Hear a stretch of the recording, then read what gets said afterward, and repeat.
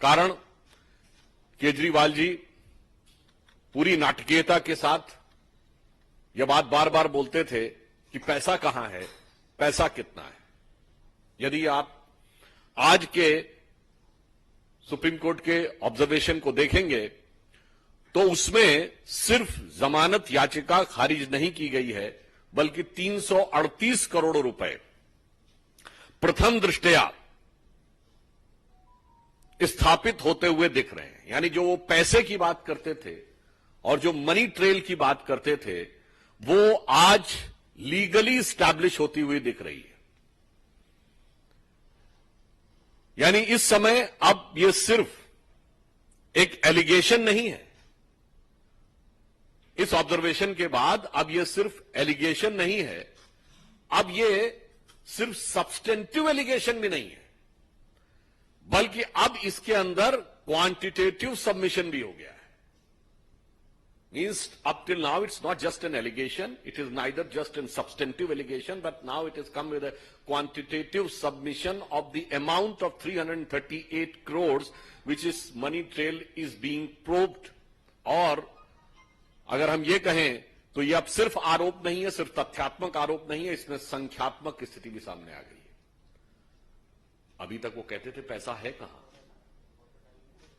वो जितनी भी बातें करते थे केजरीवाल साहब, तो पैसा मीडिया की रिपोर्ट में नहीं बताया जाता, पैसा जांच एजेंसी बताती है न्यायालय के सामने, और न्यायालय के समक्ष उपस्थित साक्ष्यों के माध्यम से यह पैसा उजागर हो रहा है।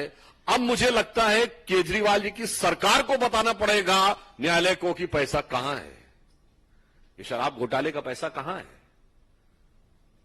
लगता डूब गया है पैसा। वैसे शराब में बहुतों का पैसा डूबता है, उन्होंने दिल्ली की आम जनता की कमाई का पैसा भी डुबोया है, और मुझे लगता है कि वो ऐसे डूबे होंगे कितनी आसानी से इसमें उबरने का चांस नहीं है।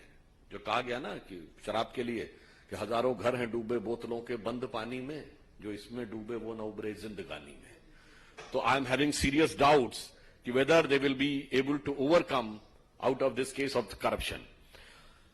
अब एक और बात है, आपको ध्यान हो कुछ दिन पहले जब अमित अरोड़ा, जो इसमें वन ऑफ द आरोपी हैं, जिन्होंने बात कही थी कि सारी बात मुख्यमंत्री के उपस्थिति में हुई थी, इससे अब यह भी साफ हो जाता है कि इस कट्टर ईमानदारी के किरदार में कितनी चोरी है और कितनी सीनाजोरी है।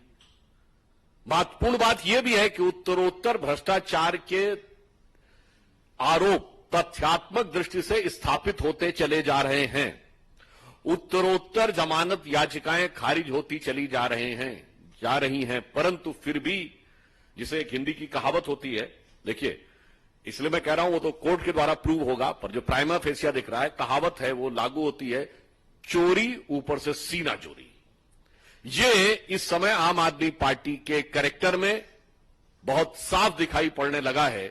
इसलिए, और मैं तो बल्कि ये कहूंगा कि चोरी और सीनाजोरी के साथ साथ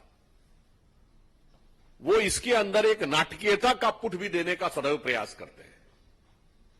कभी शहीद भगत सिंह जी के परिवार वालों का आपत्ति आई थी, उनकी फोटो लेके चलने लगते हैं। कभी शराब घोटाले में लिप्त पार्टी, एक पौवे के बदले दूसरा पौवा फ्री देने वाली पार्टी, महात्मा गांधी की समाधि पर जाकर कसम खाती है कि हम ईमानदार हैं।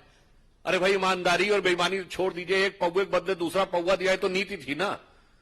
तो गांधी जी को उसको बीच में क्यों ला रहे हो, जिनका कि जन्मदिन ड्राई डे होता है और गांधी जी का जन्मदिन बना रहा। तो इसलिए मैंने कहा कि चोरी, सीनाजोरी और उसके ऊपर से यह नाटकीयता, ये आम आदमी पार्टी का स्वाभाविक सहज चरित्र बनता चला जा रहा है। इसलिए अब हम आम आदमी पार्टी से और केजरीवाल जी से हम पूछना चाहते हैं कि बताइए वो पैसा कहां है, वो 338 करोड़ रुपए जिसके बारे में आज न्यायालय के प्रक्रिया के दौरान प्राइमा फेसिया वो दिखाई पड़ रहा है कि उसका गबन हुआ है या करप्शन हुआ है, तो अब दिल्ली की जनता पूछती है कि केजरीवाल साहब वो पैसा कहां है, उसे बताइए और इधर उधर की बातें मत करिए और स्पष्ट रूप से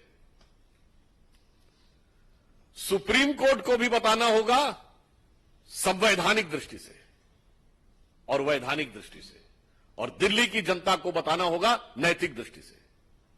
now it is become incumbent on the part of आम आदमी party government and it's chief minister Arvind Kejriwal ji